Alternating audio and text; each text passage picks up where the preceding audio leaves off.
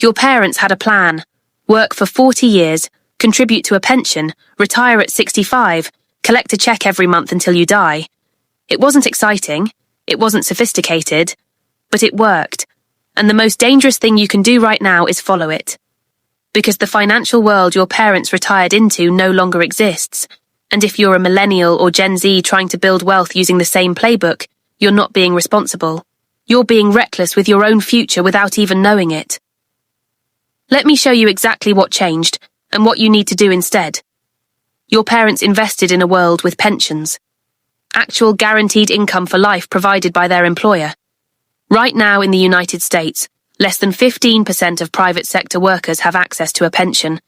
The other 85% have a 401k. And here is the critical difference most people completely miss.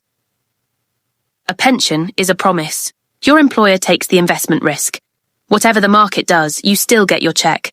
A 401k is an account. You take the investment risk. Whatever the market does, that's your problem. Your retirement. Your loss.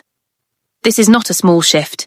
This is a transfer of an enormous amount of financial risk from corporations onto regular people. And it happened so gradually that most people never stop to register how fundamentally different their retirement reality is from their parents. But that's just the beginning. Your parents bought a house in their 20s and watched it become their greatest financial asset. The median home price in 1980, adjusted for inflation, was roughly $100,000 in today's dollars. Right now, the median home price in America is over $400,000. Your parents needed one salary to buy a starter home in a decent area. You need 2 salaries, a perfect credit score, a large down payment, and you still might not qualify in the city where the jobs actually are. Home ownership as a guaranteed wealth-building strategy is not what it was. That doesn't mean you should never buy. It means you cannot rely on it the way your parents did. You need other engines building your wealth simultaneously. Now here is where it gets really uncomfortable. Your parents invested in a low-inflation, stable interest rate environment for most of their working lives. Money in a savings account actually grew. Bonds were genuinely safe long-term holds. A simple portfolio of stocks and bonds bought and held for decades almost automatically built wealth because the macroeconomic conditions supported it. You are investing in a completely different era. Inflation is structurally higher. Interest rates are more volatile. The traditional 60-40 portfolio of stocks and bonds that built your parents' generation's retirement accounts has already shown it can fail badly in ways it never did before.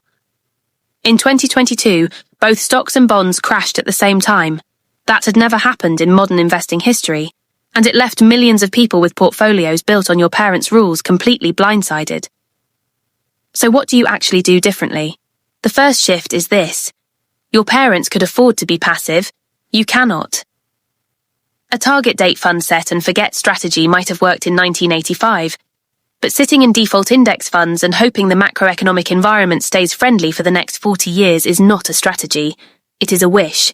You need to actually understand what you own, why you own it, and what conditions would make it fail. That does not mean you should be a day trader. It means you should know what percentage of your portfolio is in US equities, what percentage is internationally diversified, whether you have any exposure to real assets that hedge against inflation, and whether your allocation actually makes sense for where the economy is right now. Most people your age have never looked at their 401k beyond setting the contribution percentage. That account is going to determine the quality of your retirement. It deserves more than 5 minutes of attention every few years. The second shift is income diversification. Your parents built wealth through one income, one employer, one career.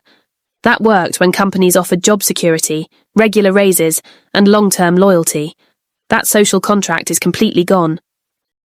The average millennial has already had twice as many jobs as their parents did at the same age. Companies do mass layoffs without warning. Entire industries get disrupted in 5 years or less. Building wealth off a single income source in this environment is fragile in a way your parents never had to worry about.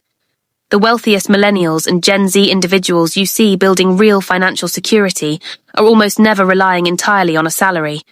They have a side income, freelance work, a small business, content creation, rental income, some kind of second stream that continues generating money if their primary income disappears tomorrow.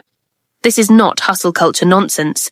This is basic risk management for the economic reality you actually live in. The third shift is the most counterintuitive one. Your parents could afford to wait. You genuinely cannot. Not because of discipline or motivation, because of mathematics. Your parents started investing in their 30s and still had 30 years of compound growth ahead of them. 30 years of compound growth at reasonable returns turns modest monthly investments into serious wealth. The math worked even with a late start. You have student loans your parents didn't have. You have housing costs they never faced. You have a gig economy that delays traditional career stability by years. All of this means you are starting later with more debt and fewer structural supports than they had, which means compound interest needs more time to work for you, not less. Every year you delay is not just 1 year of missed growth. It is 1 year less for your money to double, and double again after that. The single biggest financial mistake your generation makes is waiting until you feel ready. Until the debt is paid off. Until the salary is higher. Until life feels more stable. That moment never comes exactly the way you picture it, and every month you wait is mathematically more expensive than the month before. Start with whatever you have right now. $20, $50, $100. The amount matters far less than the habit and the time, because time is the one thing you cannot buy back later, no matter how much money you eventually make. Here is the honest truth about your parents' financial advice. They are not wrong about the fundamentals. Spend less than you earn, invest consistently, stay out of bad debt. Those principles are permanent. They were true in 1975, and they are true today. But the specific strategies they used to execute those principles were built for a world that no longer exists. Pensions are gone. Housing affordability is gone. Stable macroeconomic conditions are gone. Job security is gone. You need the same destination they were heading toward.